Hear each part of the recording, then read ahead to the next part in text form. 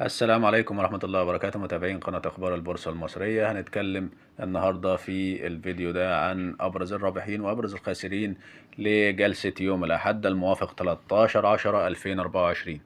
وطبعا زي ما حضراتكم لاحظتوا إن في انخفاض في جميع المؤشرات.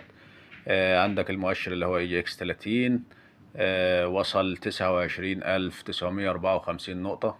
طبعا هو انخفض ووصل للحد ده. طبعا اللي هو الدعم بتاعه كان 29,800، زي ما بيقول معظم الخبراء والمحللين الفنيين ان لو وصل 29,800 كان هيبقى ايقاف خسارة، لان هينزل بعد النقطة دي الى ما شاء الله لتحت يعني. فالحمد لله رب العالمين ان هو ما وصلش اللي هو 29,800 واغلق على 29,954.